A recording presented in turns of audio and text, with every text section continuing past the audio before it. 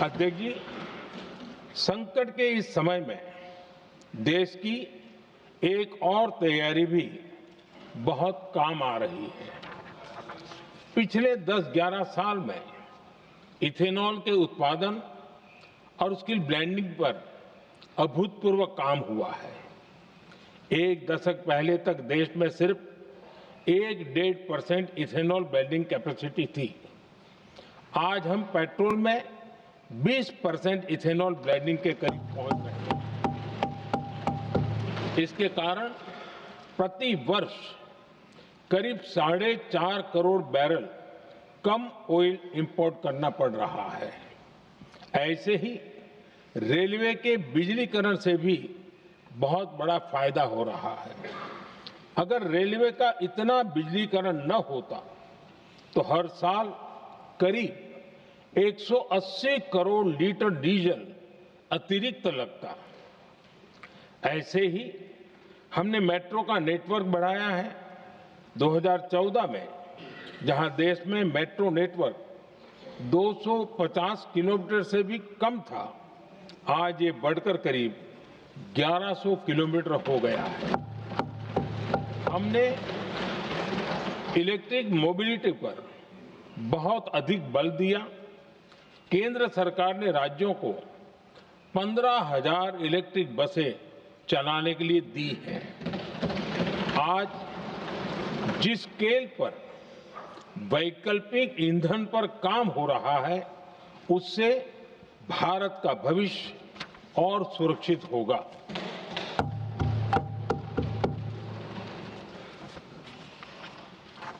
आदरणीय अध्यक्ष जी, हम जानते हैं कि एनर्जी आज इकोनॉमी की रीढ़ है और ग्लोबल एनर्जी नीड्स को पूरा करने वाला एक बड़ा सोर्स वेस्ट एशिया है। स्वाभाविक है कि दुनिया भर की अर्थव्यवस्था वर्तमान संकट से प्रभावित हो रही है और भारत पर इसका कम से कम दुष्प्रभाव हो, इसके लिए निरंतर प्रयास किए जा रहे हैं। सरकार इसके शॉर्ट टर्म, मीडियम टर्म और लॉन्ग टर्म ऐसे हर असर के लिए एक रणनीति के साथ काम कर रही है। आज भारत की इकोनॉमी के फंडामेंटल्स मजबूत है। इससे भी देश को बहुत मदद मिली है। हम हर सेक्टर के स्टेक होल्डर्स के साथ चर्चा कर रहे हैं। जहां भी जरूरत है उस सेक्टर को आवश्यक सपोर्ट दिया जा रहा है। भारत सरकार ने एक इंटर मिनिस्ट्रियल ग्रुप भी बनाया है। ये ग्रुप हर रोज मिलता है और हमारे इंपोर्ट एक्सपोर्ट में आने वाली हर दिक्कत का आकलन करता है और ये ग्रुप आवश्यक समाधान पर भी निरंतर काम करता है।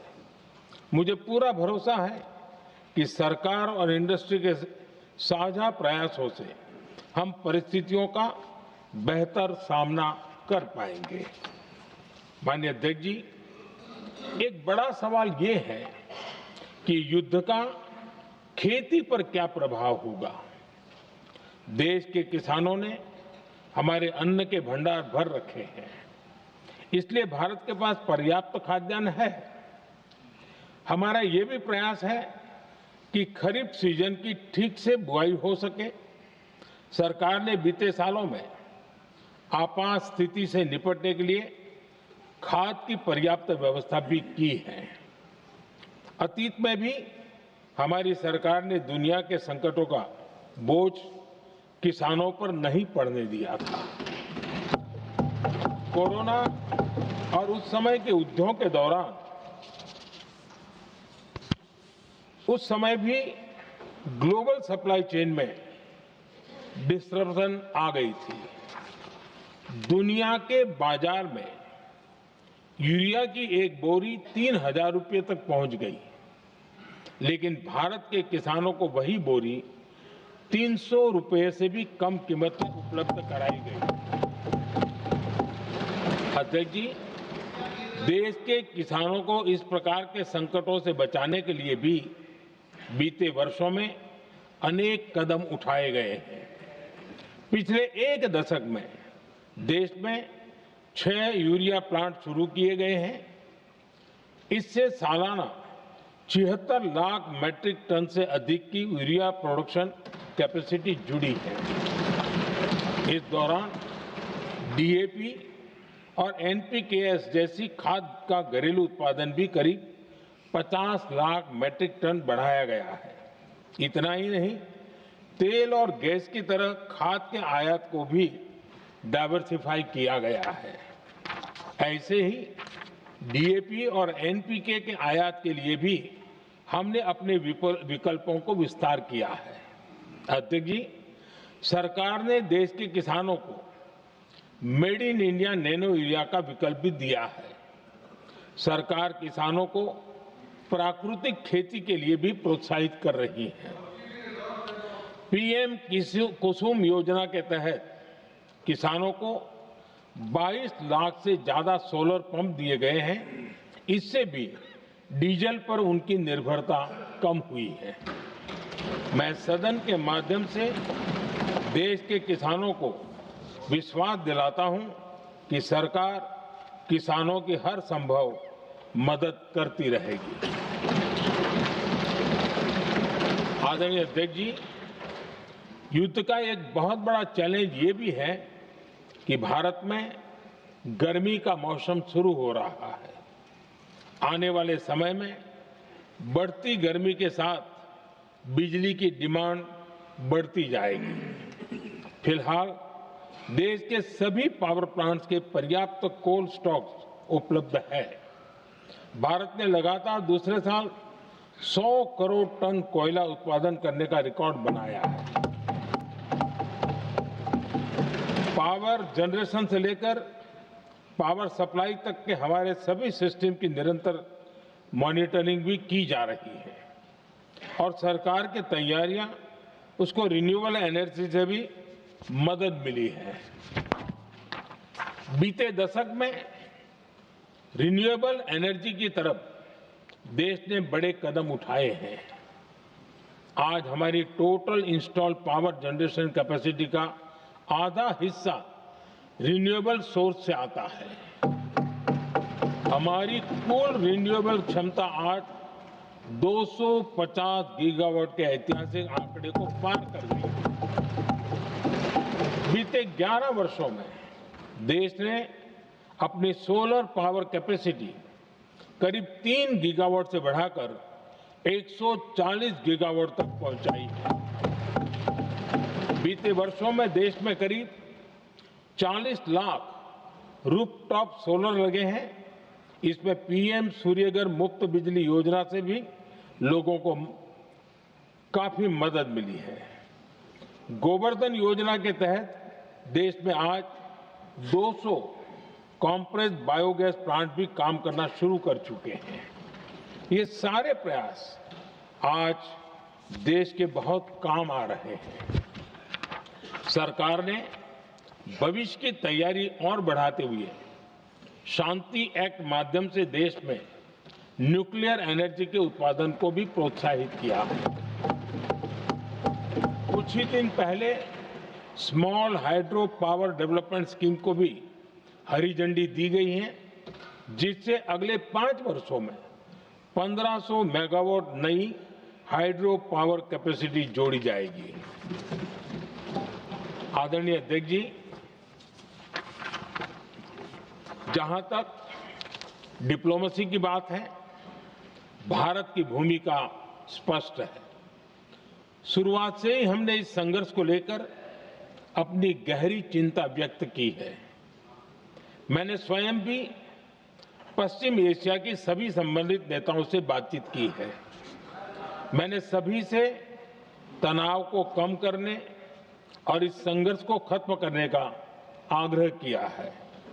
भारत ने नागरिकों, एनर्जी और ट्रांसपोर्ट से जुड़े इंफ्रास्ट्रक्चर पर हमलों का विरोध किया है। कमर्शियल जहाजों पर हमला और हॉर्मुज स्ट्रेट जैसे अंतर्राष्ट्रीय जलमार्ग में रुकावट अस्वीकार्य है। भारत डिप्लोमेसी के जरिए युद्ध के इस माहौल में भी भारतीय जहाजों के सुरक्षित आवागमन के लिए निरंतर प्रयास कर रहा है। अध्यक्ष महोदय, भारत हमेशा से ही मानवता के हित में और शांति के पक्ष में अपनी आवाज उठाता रहा है।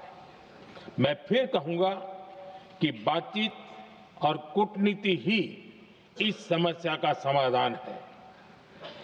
हमारे हर प्रयास तनाव को कम करने, इस संघर्ष को समाप्त करने के लिए है। इस युद्ध में किसी के भी जीवन पर संकट मानवता के हित में नहीं है। इसलिए भारत का प्रयास सभी पक्षों को जल्द से जल्द शांतिपूर्ण समाधान के लिए प्रोत्साहित करने का है। अध्यक्ष जी, जब ऐसे संकट आते हैं तो कुछ तत्व इसका गलत फायदा उठाने की कोशिश भी करते हैं। इसलिए कानून व्यवस्था सुनिश्चित करने वाली सभी एजेंसियों को अलर्ट पर रखा गया है।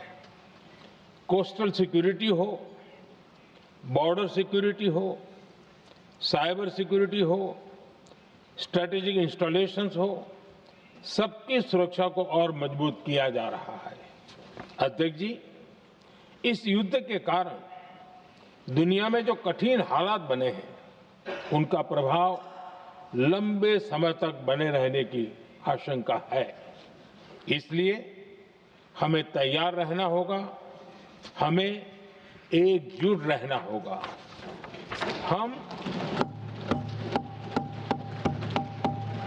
हम कोरोना के समय भी एकजुटता से ऐसी चुनौतियों का सामना कर चुके हैं। अब हमें फिर से उसी तरह तैयार रहने की आवश्यकता है।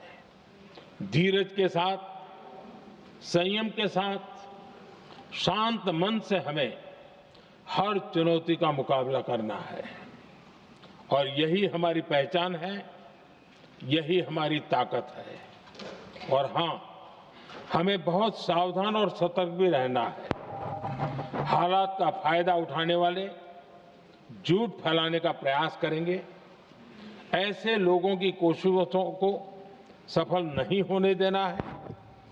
मैं देश की सभी राज्य सरकारों से भी इस सदन के माध्यम से आग्रह करूंगा, ऐसे समय में कालाबाजारी करने वाले, जमाखोरी करने वाले एक्टिव हो जाते हैं। इसके लिए कड़ी मॉनिटरिंग जरूरी है। जहां से भी ऐसी शिकायतें आती हैं, वहां त्वरित कार्रवाई होनी चाहिए। देश की हर सरकार और देश का हर नागरिक जब मिलकर चलेंगे तो हम हर चुनौती को चुनौती दे सकते हैं। इसी आग्रह के साथ मैं अपना वक्तव्य समाप्त करता हूं। बहुत बहुत धन्यवाद।